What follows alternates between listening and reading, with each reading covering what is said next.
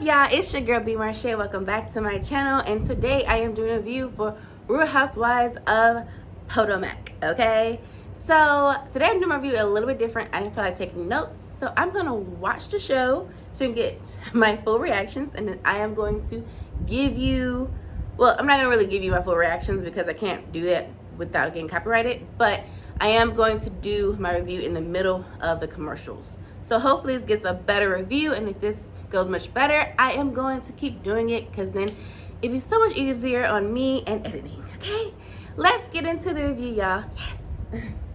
Okay, so the show opens up with Robin laying in the bed. As I told you guys in the last review, I feel like Robin is depressed, and Juan comes in there and kind of wakes her up because she has to get the sun up, and it's like 8:30 in the morning, so she kind of rushes him to get out of bed and get online, because what kids do now, they roll out of bed to go online.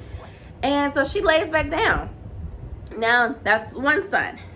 30 minutes later, Juan comes back in there. He's like, hey, what you doing? You just laying here. Don't you gotta get Carter up to go to school? I have my alarm set for 2 more minutes. And he's like, wait a minute, Carter has to be in school at 9:30 and you have your alarm set for 9:27.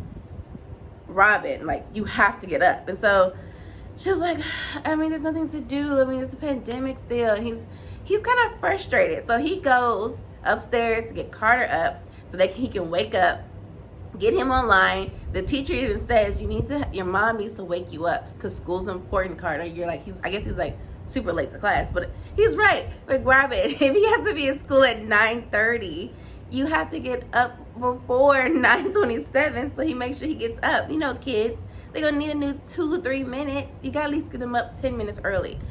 But Robin is depressed, and I really want her to go talk to somebody and really address the fact that she's not okay. And that's really serious, even though I play around and say, you know, Robin gets on my nerves when she gets around Giselle. I don't like to see people depressed. I understand that. I have never been depressed, I don't think, but I have experienced some things where I felt down a lot, and Robin's in the mood where she doesn't feel like there's nothing to do, like nothing for her to get up for. It's a pandemic, like she feels that pandemic depression, and she really has to go talk to a therapist. So hopefully she will talk to somebody. Let's move over to Karen. Karen has Ray moving, so every time I see Ray moving physical things, I'd be like, oh girl, sit him down. He is too old for this. Don't have him moving that heavy plant. Ray, sit your old bones down. Relax. Okay, you is an older man.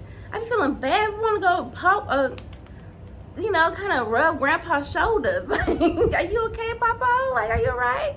Anywho, Karen is getting online. She has a business meeting with her Ladam team. As you all know, her team not only does her perfume line, but also her wig line, which I gotta say, Karen wigs have been on point. I did like this look that she was rocking for her Zoom call.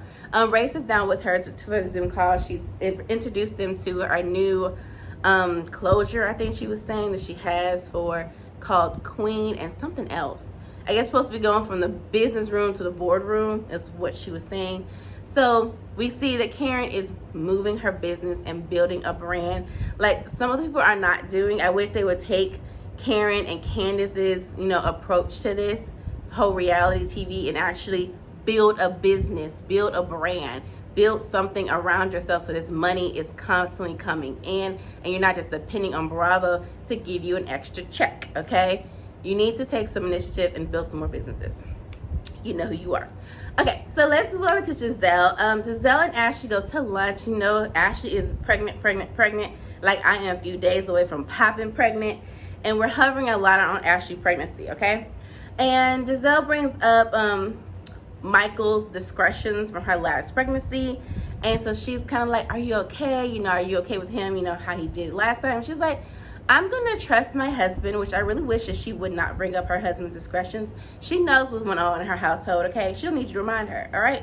And she's like, I think he's gonna be great with this new second pregnancy. I have a nanny, so I have more things to do. I'm not gonna lock myself up in my tower like I did last time with my first baby.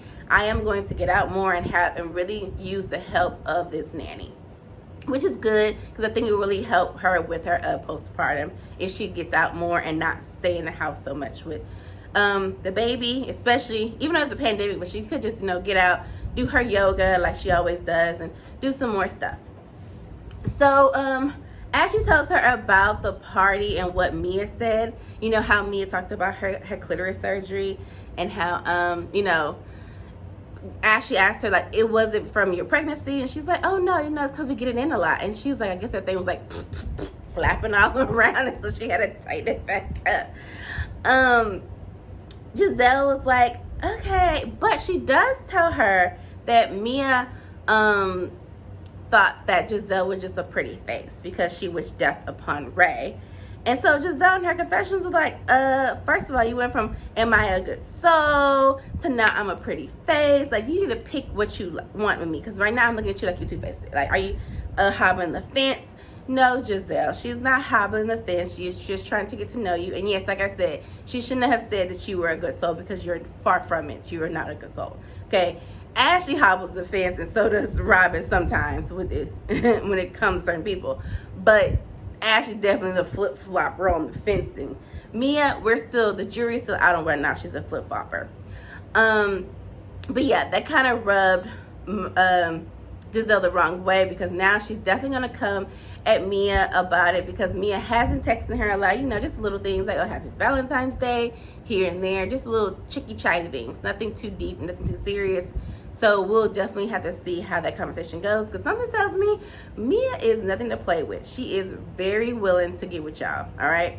So if I was to be careful with Giselle, because Giselle ain't about that life. She act like she is, but she ain't. Let's move over. So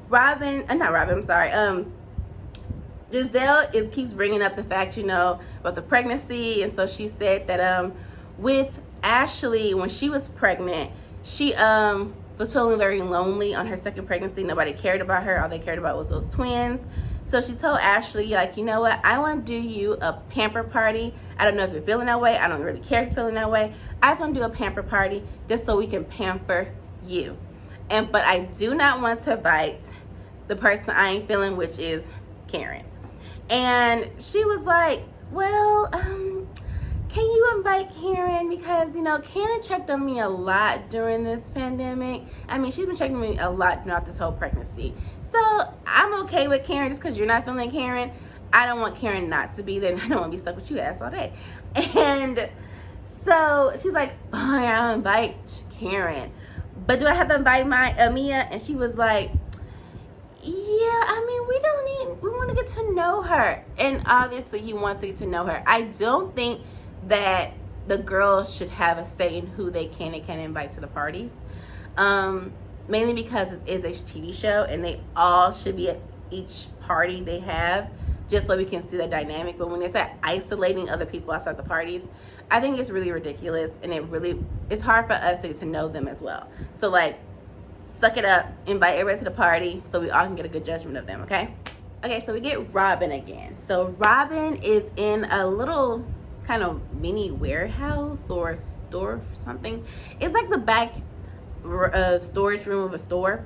I think her mom is in the front. I know they own like a little store, but anyway, she's outgrew her home because of all her business has grown for a hat business. Yes, her hat business is still popping, y'all.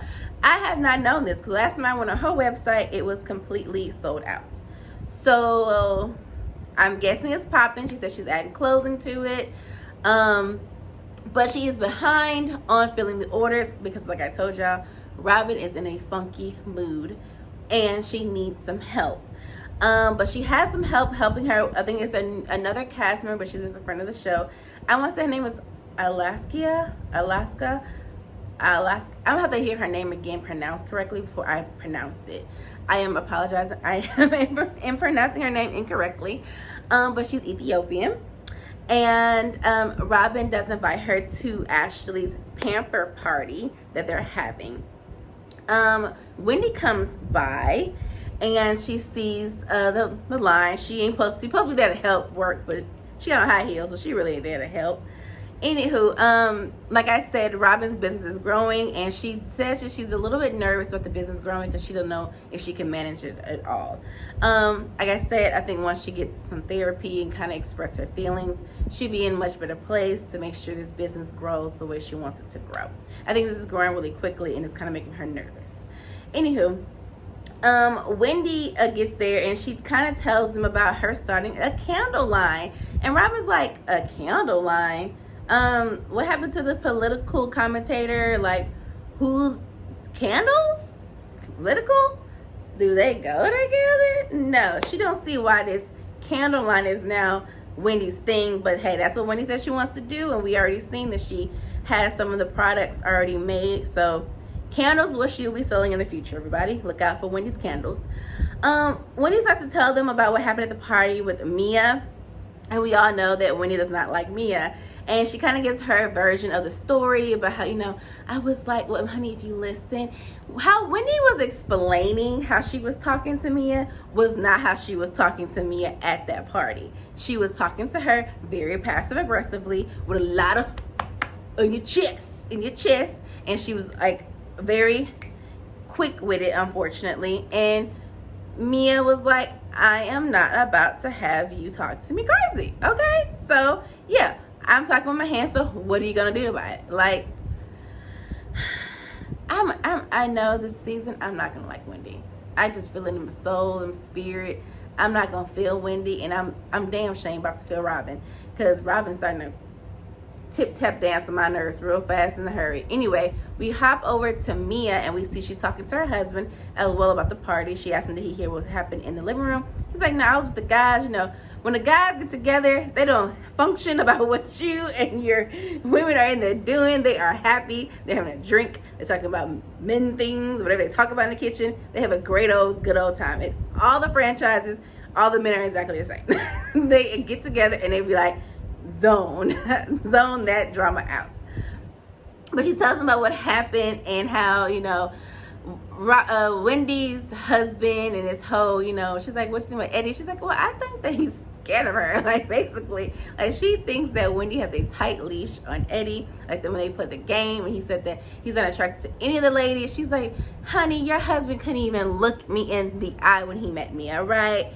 Basically, she thinks that Wendy thinks her husband might want Mia, but I mean, she's an attractive woman. He might find her attractive, but doesn't mean he has to tell that out loud to anybody.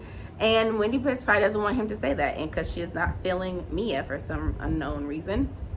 And she tells her a little bit. We go back over to, oh no, before we leave Mia, she does say in her confession that the last time she had somebody who had that tight leash on her, she divorced them. So yeah. Yeah, Wendy does have a little tightly. She's a little controlling when it comes to her husband, but he might like it. I don't know. It must work for them, possibly. You never know. Some men like the controllingness of a woman. But let's hop back over to Wendy, and when Wendy's finished telling her version of the story, and she's somewhat, I know I would have popped off, but you know, I'm trying to be Zen Wendy. And I'm like, I have never seen you pop off of anything, for one. And this whole new Wendy that's Zen Wendy, I don't know about all that, okay? I don't know if this whole I'm a pop off and now I'm Zen. I don't see nothing Zen about you, okay? You are nowhere. You're being very passive aggressive. I see that. But I don't see anything Zen. Like, I don't see no name style, okay? No, I don't see none of that, okay? Whatever, Wendy. Let's go back. Wendy does, I'm sorry, Alicia. I'm gonna get this girl name right. I'm so sorry. It looks like Alaska. I'm gonna try it out, guys. Ask what she needs to expect for the party, because she is going to pamper party. So what she should expect from the girls. And Robin basically tells her that, you know, Karen drinks a lot. What is this whole Karen drinks a lot new storyline? You know, she drinks a lot.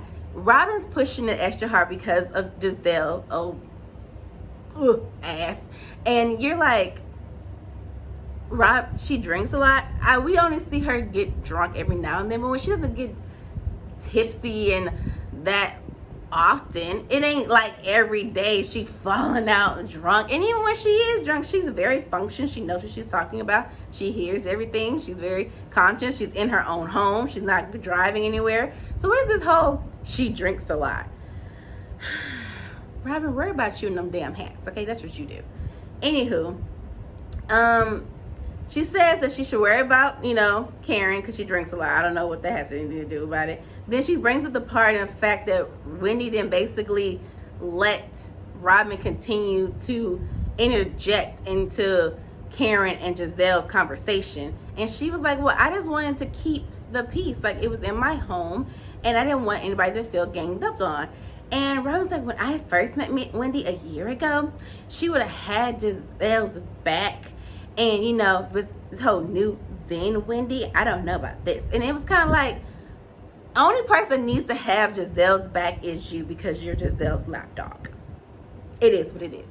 That's the only person that needs to have her back. She got enough people having her back. Giselle don't even have her own dang back, because y'all do all the bumping and talking for her. Why don't you sit back, relax, and let her fight her own battles? Talking about what she was coming at, Karen was really coming at Giselle. Giselle deserved everything that she got and plus more, because she had said some very ugly things to Karen over the years. Think about it. The whole t-shirt thing with her and Ray and tax issues. The whole he's going to sleep with Erica Lyles for a night in a very public place on national television that came out of nowhere. So me calling her a whore for Hampton is very, very lightweight compared to the things she has physically done and said about Karen. Robin, sit back, relax, and eat your food. Please, I like her so much when she's not up to Giselle's ass. Like, I just like her better when she's not up there. But I can tell this season, I'm just gonna really dislike Robin. I can feel it in my soul and spirit, okay? Let's move over to Candace. So Candace is in full mommy mode with the kids, She's checking on them, make sure they did their homework, see they're hungry so daddy can make them something to eat because he's a chef. I know that's right. My husband's a chef. I ain't cooking nothing. She goes downstairs to see Chris. He's in there organizing the liquor. She's like, oh my God, my mom was here. She'd be like, you guys drinking too much. You guys are drinking way too much. You need to slow down. And as soon as she says that, who calls? Mommy. Here comes Dorothy. So Dorothy's calling and she's checking on her, see what she's doing. She let her know that she's going to have tea with Karen in a few days. And she's like, well, you need to make sure you watch that and be careful. She's like, okay, I know now that I need to be careful. So she happened to her confessionals. I hate this makeup over her eyes. I don't know. I don't like it for some reason. But she's in her confessional and she's like, I love Karen like a sister, like an auntie. And I just really want her to admit that she should basically took up for me for that foolishness with Monique. Again, I will say this, no, she should not admit that to you. You want her to be a certain way for you that she's not going to be. And I do not think that Karen needs to admit that she should have taken up for you during that whole thing with Monique. She was both your friends at the time, and she's still both your friends, I think, right now. And if I'm in the middle, I have to have both your backs. I can say, you're wrong for what you did. You're wrong for all the mouth that you have. And then someone will basically pop off and slap you in it. And you both need to fix this issue, and I need to step out of it. That is all that is. Karen was not about to just sit there and leave Monique to the wayside and hop on your side, because she still was her friend at the time. And she still is her friend. So I cannot just sit here and be a person where because two of my friends are fighting, now I have to choose sides. That is just not how the friendship work. You have to be in the middle and be that kind of common ground. Because she played that role way better. Absolutely, she could have played the role way better. But you cannot expect her to go ho Candace because Monique popped you in the mouth. I mean, I would have popped you in the mouth a long time ago, but she popped you in the mouth. And Candace got a slick mouth. Like, it is what it is. And you get bucked on. Like, was it right? No. Is she got bucked on? Yeah. I'm in the middle. I don't know what to do about it. Like, it's a hard situation to be in. And Candace, this whole need to be on my side and hear her say that she should have been on my side is ridiculous and it's kind of childish. Sorry, that's my opinion. Don't like it, oh well. She also tells her about Chris being her manager, her husbander, and Mom thinks that's a bad idea. She says in a very passive aggressive way, and so Candace clocks it and she's like, what was that? Like, what do you really think? And so she's like, well, I think it's when he managing your money, then he starts managing you, and then all of a sudden now he's managing you and that's his solo career. Like, kind of like what most managers end up happening when they're your husband is like, why would I do my career when I can just keep managing you? Yeah, I don't know if that will ever happen because I think Chris likes what he does for a living, but I do think that they shouldn't be managing, he should be managing her, how he says, I'm managing her, not her career. But I don't think he should be managing at all. I do think that you should probably get a manager and fire Chris so he can do what he wants to do. I don't think it'd be good for your marriage. That's why. Not because Chris is kind of after your money. I think it's because it would be hard on your marriage. All right, so we see Wendy and she's going over to Karen's house to have a conversation with her because, you know, during the reunion, she says that she didn't go to Karen looking for a mentorship, and that's why Karen wasn't feeling her. I don't think that was the case. I don't know why Karen wasn't feeling Wendy at the beginning, but whatever the case was, I can't really remember it anyway.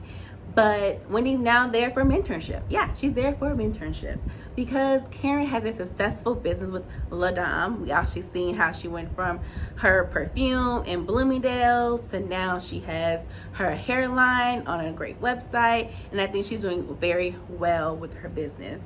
And Wendy wants some of that knowledge because we know she's starting this candle line and she sits down. She says she wants to be the Martha Stewart of home goods. Okay, she wants to be a Martha Stewart. She wants towels, she wants carpets, she wants that business in the home industry. But right now she's starting with the candles, really small, and Karen gives her the real. Okay, she does not hold back. She's firing out questions for Wendy. She's asking how your business plan, what does it look like? I got a paragraph written. She's like, it's a paragraph? That's not enough? No, girl, even I knew that was enough. Come on now. Not a paragraph. She said, okay, what's your budget? Whatever it is, double it. And we all know her budget like 20 grand. So that means she gotta go from 20 to 40 grand. Like, Jesus Christ. Then she keeps going and she said, you got a product? Yeah, I got a product. She says a product. She's trying to say Oni. I think it's Oni, if I'm saying it right. And it's beautiful. She says it smells great. Okay, who is your market? Wendy can't really answer the question.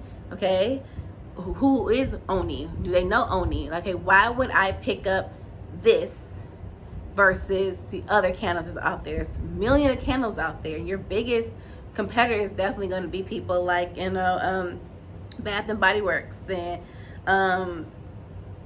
all the other candle companies that they're out there in the world. And why would I pick up your candles? What makes your candles so special? And so Wendy's kind of like, that's what I'm scared of. Like, people won't buy it. And it's like, you have to answer these questions. I know it seems like a lot. And I know Karen was coming at her like, come on, answer the question. But this is what it is. This is a business and you have to answer your question. You have to know your market. You have to know your story. You have to believe in your product. How are you going to promote the product? What's it going to cost? Is your cost going to match how much, you know, your that you actually made the candle? How much it costs you to make the candle? Okay, what's your retail price? What's your markup? Like, you have to know all those things to build this business. And it's going to be scary and it's a higher chance you're going to fail. You have to know who's your competitors, you know, what they're selling, how much it costs, what it smells like. Is mine comparable to theirs? You know, is it long lasting? Like, these are all little bitty things, but if you know the answers to all those questions, your business would be super successful if you can answer all those questions. So yes, Karen's being hard, but she needed to know these things. If you want the mentorship, she ain't about to, you know, woohoo you and, you know, be all soft and pedal. You're not a child, you're an adult, so let's get this right. You need to get to work. And I can say that I did love Wendy's confessional look. It was really, really pretty with the blue dress and the short hair. The wig, a little bit, it could have been lined a little bit better, so you're not really seeing the line, but it was a beautiful look. Her makeup was on point. Good job for the Wendy team. Let's move over to Mia. So Mia's with the kids. You see her doing her mommy mode, and she tells us a little bit about her custody with her oldest son. She says her oldest son is from her previous husband, and him and G, has a great relationship, and so they are in this parent mode. They're in a great space where they can raise the son together as a big family and a nice blended family.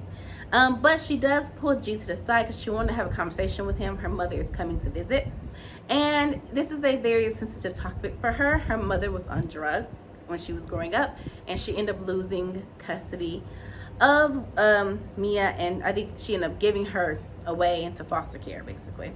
And I think it was probably for the best because she's supposed to be in rehab, but I think that battling drugs, she said what kind of drugs she was on, is a very hard thing to battle, and so I think she didn't need to be in a household like that.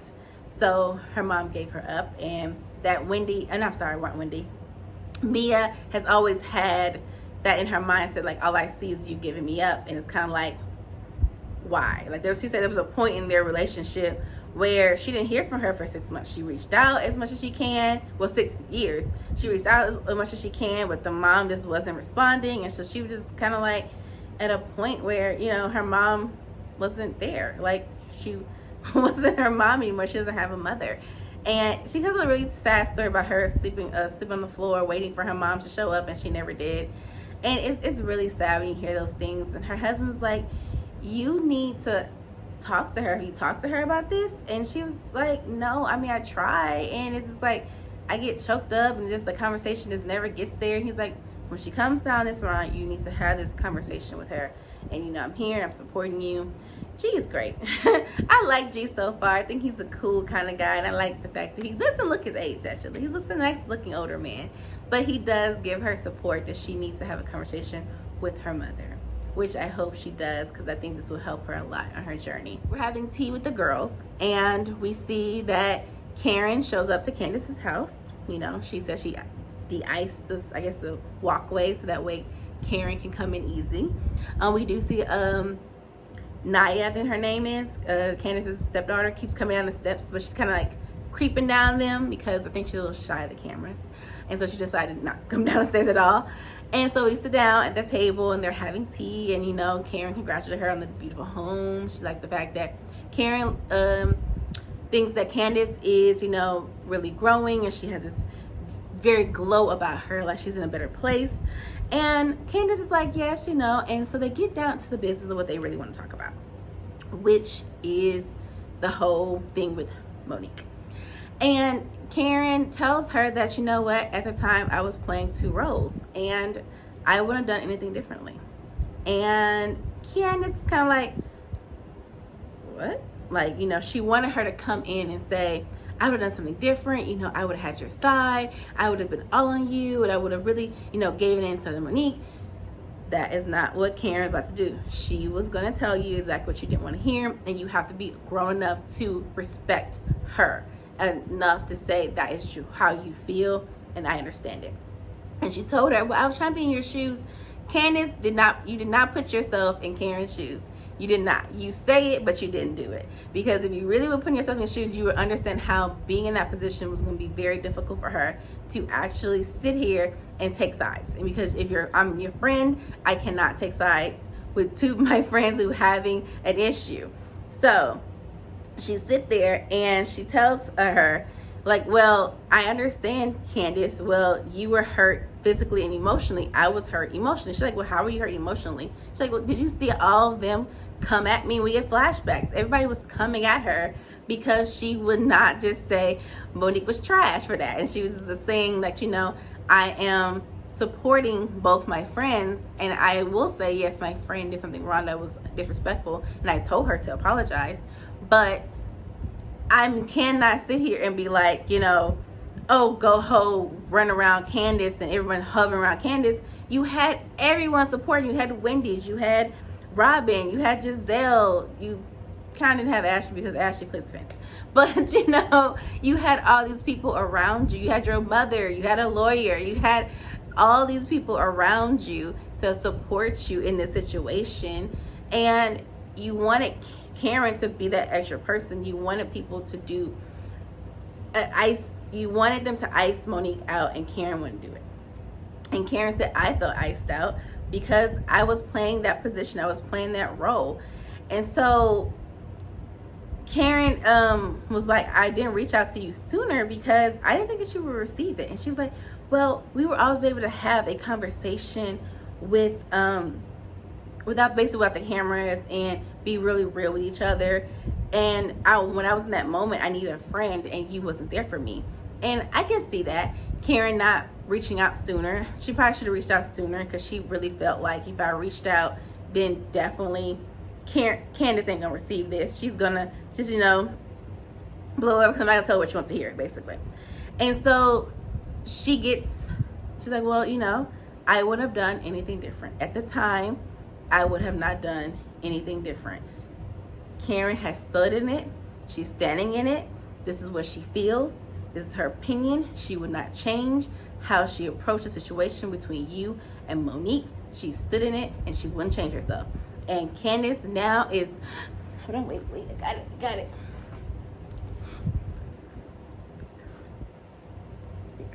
Gotta diaper the eyeballs, because you can't mess up the lashes. She's diapering her eyeballs, but there's no tears coming out. And she is just so gung-ho of the fact that Karen would not admit that she would have done something different at the time. And so now she's like, well, I don't trust you. And Karen was like, I completely see that. That's fine. I think that what we go from here is like, I don't trust you, and we should just see where it goes, and I'll just keep it cute. She said, I came in here in her confessional. I came in here open and ready to receive, and she didn't do it.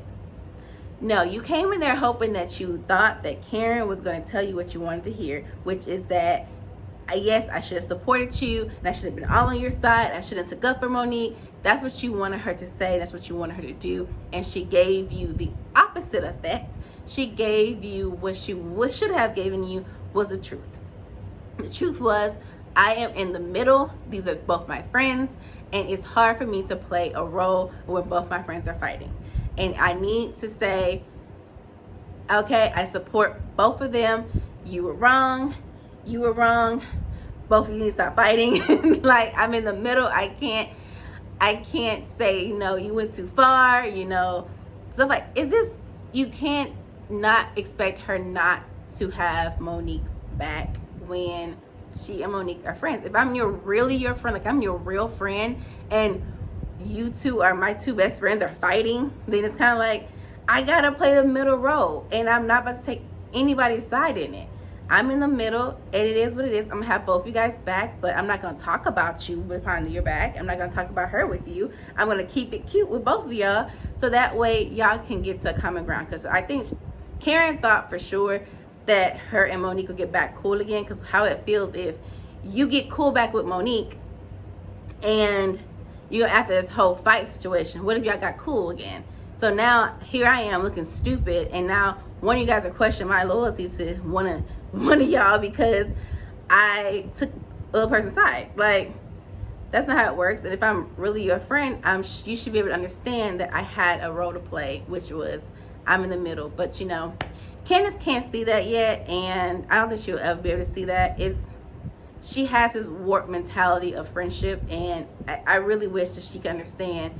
Sometimes when people have to take sides, it ain't easy to be the person in the middle, and it is what it is. I'm happy that she stood in it. I was really hoping that she wouldn't back down and say, give Candace what she wanted. I'm happy that she kind of stood in it, which to me shows real loyalty. Stand in it. You believe it, stand in it. Yeah, we are at the pamper party, all right? So we see that Candace gets there first, and she's quick to tell Giselle about what her conversation was with Karen. And of course, Giselle was like, well, that just messed up because, Karen didn't admit to what Candace wanted her to admit to. It is what it is. I'm not going over that again, okay? It is what it is. Get over it. Okay, so Skyla, that's her name, Skyla, I'm like, her name is spelled weird, so it's like, okay, it's Skyla. Skyla comes next, and she's really a pretty girl. She's really gorgeous. And then Mia and then all the other girls get there as well. Ashley gets there. You know, Candace ain't feeling Ashley at all. She is there just to be there because she want to get her check. Okay, yes, honey, secure the bag, and I gotta be there to film. So Candace is like, I ain't gonna say nothing mean to her while she is pregnant. We know that's kind of the safe go in the Real Housewives. If you're pregnant, you kind of ain't gonna get that heat until after you're pregnant. But anywho, they play a game real quick, and the first game is guess who belly this is. And we got to see some old pictures of the girls and their pregnant bellies. Very cute game. Then we go over to Karen and Mia are talking on the side, and then Karen asks her like, oh girl, I thought you had some issues with Wendy. Are y'all okay now?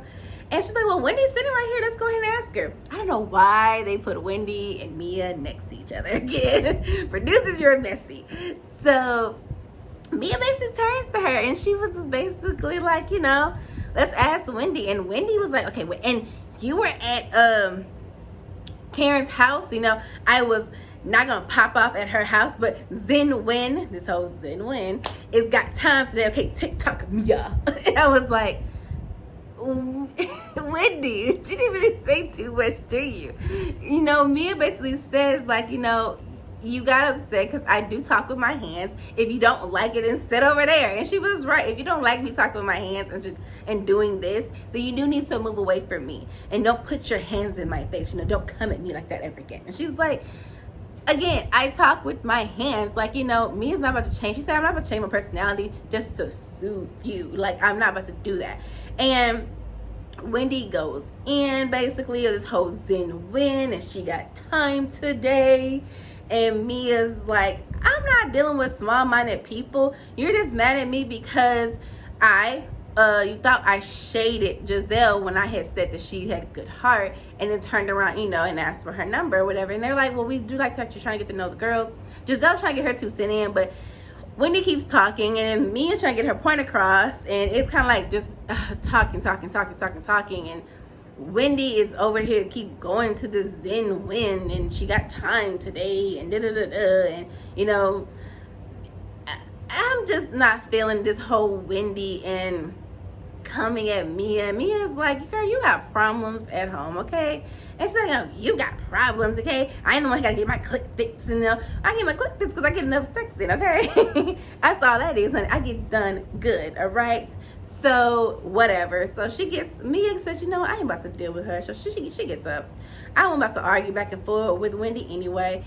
So she get up and she goes into the room. She's like, oh, Jiminy Crickets. Like, Jesus Christ, these girl. Like, I'm not to argue with her. Now, the whole time they're arguing, by the way,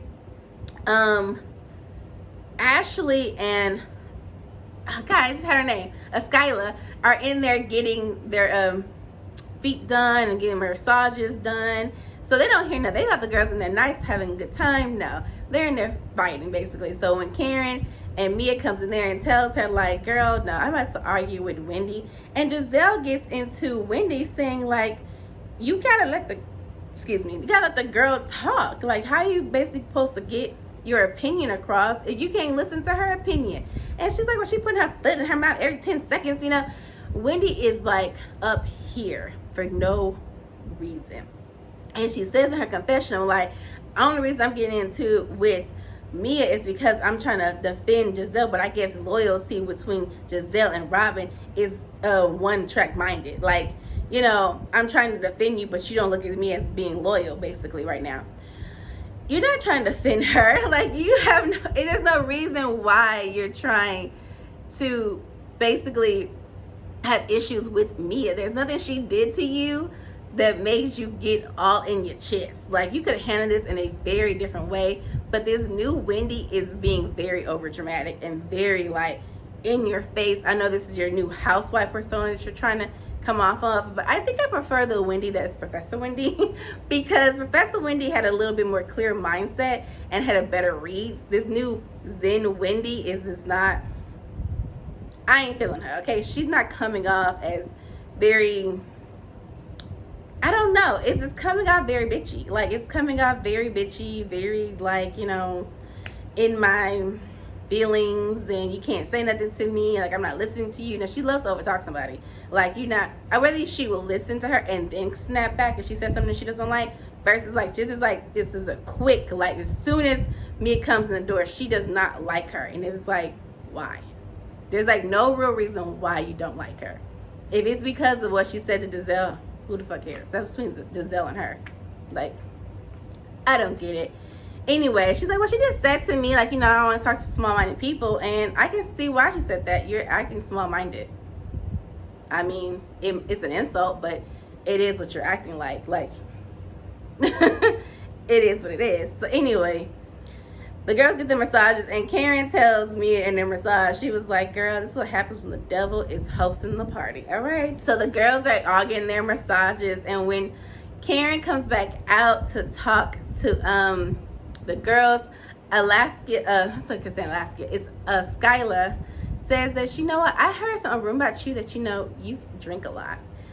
And that came from Robin. Of course, we know Robin and Giselle are in there getting their massages. And Karen goes into this long, drawn out, circle round conversation. I don't know what she was talking about. She's like, I don't like when people talking to people and they're drunk or something like that. But Karen did say that Giselle was a drunk at the party, at the dinner party at Wendy's house. We didn't see that conversation. We didn't see that part of the conversation because, you know, they were editing. But she did call her a drunk. So, oh, well, I guess in the whole drunk comment. But it seems like Robin and Giselle are gung-ho on putting this whole drunk thing out there multiple times. Even though I'm not going to even get in Karen calling her a drunk, because Giselle called her a drunk first. Like, even when she was sitting there, she's like, I'm going to tell you drunk truth, you know, you broke truth, all that. So she already called her a drunk.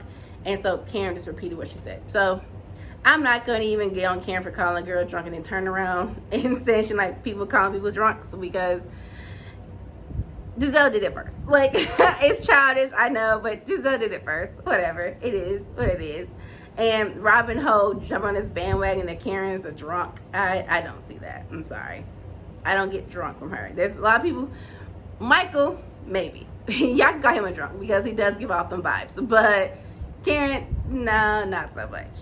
So, y'all go on about your business. Anywho, they talk about the party at Karen's house, because she does tell Skyla that she should come to one of her parties. She just did a party called the Love Party.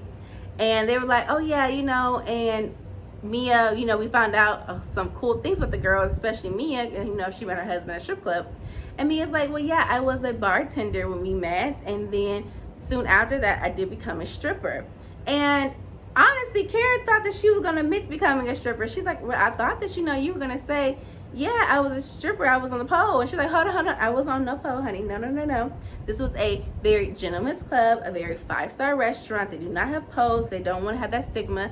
And, you know, we wear long ball gowns. And, you know, most of my clients did not want me to take off my clothes. They just wanted me to sit down and talk to them.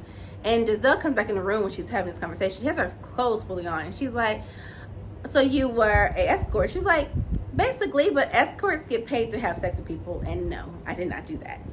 And so I like the fact that Mia's like in her element, and it's kind of like, it is what it is. Like, I am not but slit you heifer shade me with my own tea. Okay, this tea comes out in the world, you already knew about it because I already said it. Okay, so everybody's sitting there, and Ashley in her confessional was like, well, girl, I have been to strip clubs that the girls wear ball gowns, but their ball gowns like the coochie out. Like, it's something like, you gonna get this money. There's a money maker show. Okay, ka-ching. And Candace in her confessional was like, honey, you had to do something for that old geese to turn over. Okay, so yeah, you wasn't on the pole, but Candace, don't be hating because she slept with the right one. All right, okay, she got the right payback. That bag, okay? She got the right one. You gotta take some notes, girl, okay? You gotta sleep with the right one to get the penthouse in the sky. Anywho, I'm just kidding, y'all. Anywho, Karen was in her confession and was like, girl, Ain't no shame in it. Okay, girl, go ahead and do what you need to do. I was gonna ask, go get a pole myself for Ray. So I'm gonna call Mia and see if she can help me set it up and show me how to work it. I said, you and Ray gonna have a heart attack together, okay? You gonna have a heart attack trying to climb that damn pole, and he gonna have a heart attack trying to get off on it. So yeah, visuals, I don't need that. I don't need that visuals in me. Thank you, Karen, for ruining that for me. Okay, well, they're all sitting there and they're kind of talking about, you know, me and her stripper days. Giselle leaves. She says she has to go, so she bounces out. And Karen's like, that is pure Giselle. She would leave a party, honey. She can't host, she can't dress, honey, and she can't put on wigs. Leaving the party early. Like, girl, you hosting the party. How you leaving the party early? Okay, whatever, y'all. Anywho.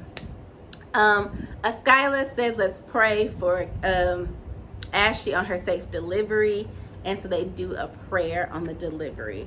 And that was really it, y'all. That was the episode. I hope you guys enjoyed the review. Don't forget to like, comment, and subscribe to the channel, and I shall see you in the next review. Y'all have a great old day. Bye.